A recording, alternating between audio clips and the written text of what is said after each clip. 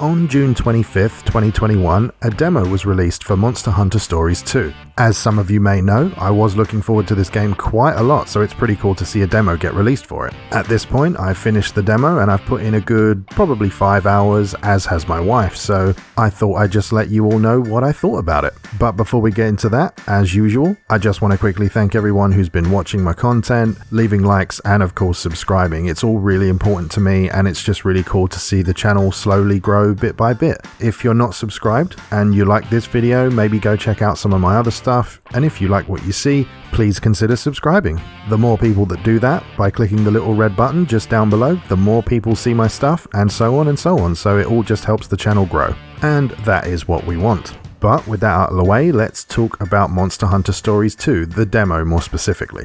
So as I said, I've finished the demo, as has my wife, and it's actually pretty cool. But first of all, I think it's best to really tell you what the game is and sort of what it's about, a little bit like a mini review. So, what is it? Well, if you were expecting it to be like the other Monster Hunter games, you know, Monster Hunter World and Iceborne, things like that, it's not. It is really nothing like it except for the name and a lot of the, you know, monsters that appear in the world and things like that. It is a turn-based RPG with large open zones to explore and a kind of Pokemon mechanic where you can physically hatch different monsters and tame them and use them in your party. And of course it has a lot of the crafting and questing that you'd expect from a standard Monster Hunter game. If you've played the original Monster Hunter Stories that came out on the 3DS, then you probably know what to expect here, just expect that plus more. If you've never played one of these games before but you're a Monster Hunter fan, I think this might be a cool thing, a cool little side thing to get into. It's pretty fun, and if you've got any interest in monster catching or monster taming games like Pokemon or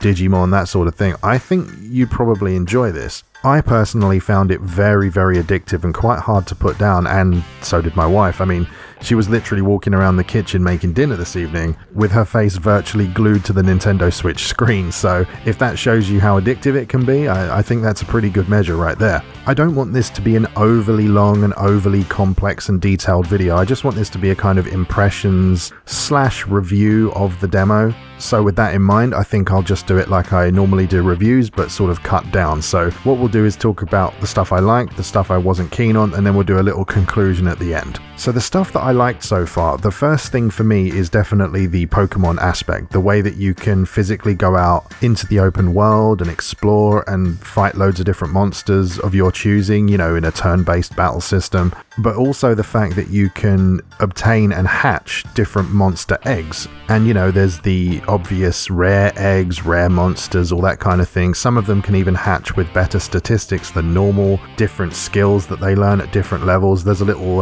skill tree system that just kind of shows you the stuff that they can learn at the various levels that they achieve, which I think is a pretty cool system, especially because you could continually hatch the same type of monster and perhaps get better stats or keep trying to essentially, you know, quote, roll for different stats. I think that's a pretty cool system and something that makes it a little bit addictive, you know. And being honest, just this alone, just the fact that you can capture or, again, hatch monsters and raise them and use them in your party, level them up, that kind of stuff, that already sold me on the game. But the fact that you get to explore these pretty nice looking worlds, even if it is on the Switch, they still look pretty nice, pretty colourful, it's very bright and vibrant, and all the monsters look great. Which actually leads me on to the next thing that I quite like about the game, the visuals. They honestly do look really, really nice. As I just said, on the Switch, you can kind of expect that it might not look quite as nice as it could on something like a PS5, and in fact that is true. It would not look as good as it could on a better system, but the Switch is very good at making use of what power it has. Just think of things like Breath of the Wild. While I'm not a fan of the game is beautiful. You know, it looks great. The same with Monster Hunter Rise, and the same with Monster Hunter Stories 2. It just looks great, which is probably due to using a similar kind of art style. It's not quite cel shaded, but it's sort of in that range, and it just works for games like this. I don't think it's really worth me going into what the story is like here, because, you know, if you choose to play this demo, which again, it's free, so why not, you'll be able to figure out exactly what's going on from just the intro movie, so there's no reason for me to really go into the story. It's relatively basic, and it has some sort of mystery to it, and you'll be figuring it out as you go along in the main game. But what I will say is that the combat is pretty fun. It's actually got quite a lot of a, how do you explain this? Hands-off approach, I would say. It's usually just you pick your attack, and then everything else is completely done by the AI. So the monsters that you have in battle with you generally just do their own thing.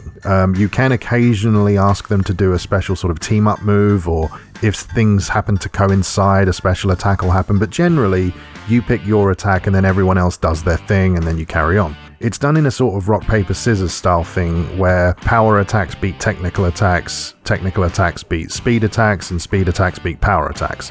And basically, if the enemy is doing an attack and you're doing an attack, if you win, you'll overpower them and do much more damage to them than they will to you. And that's sort of the way the system works. It's very basic, but it really does work for this kind of game, especially one where you have a kind of hands-off approach in battle. I mean, would it be a bit more in-depth and a bit more, JRPG-like if you were able to control everybody's actions in the party? Probably. I mean, some people may want that, but I think this is aimed at a wider audience. I don't think this is aimed at the hardcore Monster Hunter players, and I don't think it's aimed at the hardcore JRPG or RPG players either.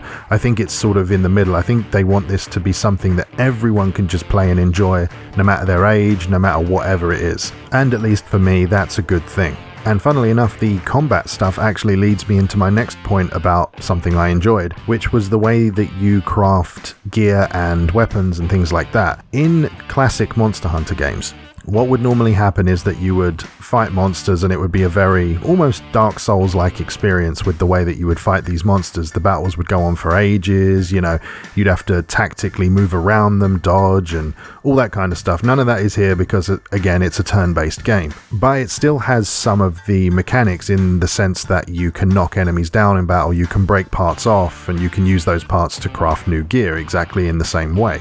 But what's cool about this version is that you don't need as many of the parts as you did in the classic game. So as an example, in a classic Monster Hunter game, it would probably be something like you'd need, 3 scales and then 5 of something else and then a horn and then a gem or whatever it is off of these different monsters. And if you didn't have it, you just didn't have it. And that was it. You couldn't make the thing you wanted to make. However, in this game, what happens is the more times that you beat a certain monster, you'll get like common items, uncommon items, and rare items drop from them. And each of those items is worth points towards crafting the item. So let's say that a scale is worth 1 point, there'll be something else that's worth 3 points, and then there might be like a horn that's worth 10 points, right? But in order to craft an item, it will say you need to give them, 12 points worth of materials. So you can just give them 12 scales because they're worth 1 point each, if you see what I mean. And I really like that system because it sort of rewards you. In a way, it's like if you don't get lucky with the drops, at least if you put the effort in, you can still get the items you want, and I really like that. I'm sure there'll be plenty more to talk about when the game actually releases on July 9th, but I think that does it for the stuff that I've really enjoyed in the demo so far. There's other little bits here and there. The voice acting's pretty good, I found. There's little things here and there that I've quite liked. The music is great, things like that. But I think I should talk about a couple of things that I'm not so keen on at the moment, and then we'll just close out the video there. So something that I'm not super keen on is the fact that the frame rate is 30 FPS. Now, I wasn't really expecting 60 FPS or anything like that on a Nintendo Switch, but I think sometimes it makes the game feel very, very sluggish in the open world, and it's sometimes unpleasant to look at. Now, if you're somebody that really doesn't play a lot of, higher frame rate games, or if you're someone who's, and when I say this, I don't mean this in a derogatory way, I just mean a casual player, somebody who dabbles in video games, has a Switch, they play it every so often, whatever, right? If you're somebody that's like that, I don't think it'll really bother you. I don't think you'll notice it. I think you'll just play it and you'll get along with it. However, for someone that really cares about performance, I think the 30 FPS here will make your eyes bleed if you're somebody that really cares about it.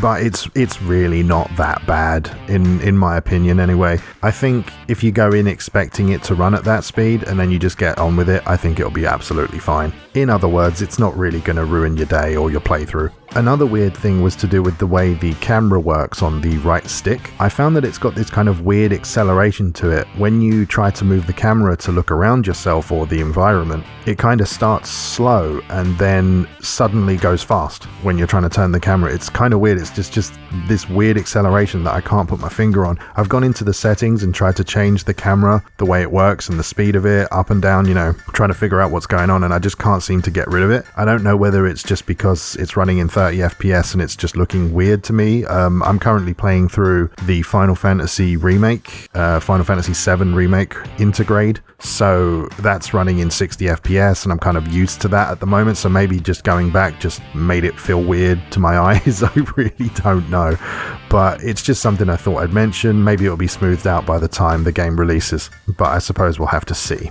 Other than that though, there really isn't much else to say that I dislike, at least at the moment. The main game looks like it's going to have far more areas and content, tons more monsters to obtain, to battle. There's a lot of boss fights and things like that. Obviously there's a main story, side quests, loads of different gear to make and build, and they've all got, different defenses and strengths. Some are strong against water types, all that sort of thing. So there's going to be a massive amount of content to the full game, just going off of what the demo had. And I honestly think if you've got a Nintendo Switch, I really would give it a try. I mean, it's free, right? It doesn't cost you anything. I would honestly say please go and give it a try. If you've got a Nintendo Switch and you've got the ability to download it, go give it a try. I honestly think you'll like it, especially if you're someone who maybe likes Pokemon but doesn't really get into Monster Hunter. I think this could be something that would get you into the series, at least into these ones. I'm not saying it's going to make you want to play the full-on Monster Hunter games, which I have played. I mean, I have 200 odd hours in Monster Hunter World, so,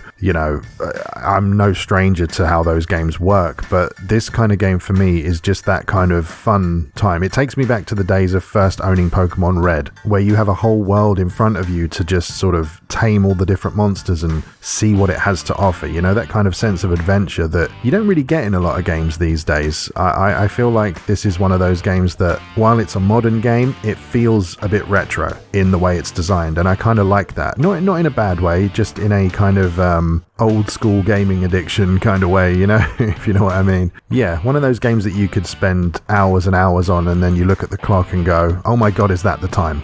One of those games. So yeah, I honestly would give it a try if you can. And I will be buying it, and me and my wife will both be playing it separately on 2 different Nintendo Switches, so we'll probably be able to do some co-op and things like that in it. I'm pretty sure it has co-op from what I've read, and I'll be doing a review on it as soon as possible. As I said, it comes out on July 9th. I'll hopefully get it on the day, or perhaps it might come a few days early, I'm not sure, but I will get a review out for it as soon as possible. But anyway, I think that's all there is to say for it right now. So if you enjoyed the video, you know what to do. Leave a comment down below, leave a like, or even subscribe to the channel if you want to. Remember to check out Pyro Games for all your retro gaming goodness. There'll be a direct link to their store in the video description, along with a 10% discount code. But with all that said, thanks very much for watching, and I'll see you next time.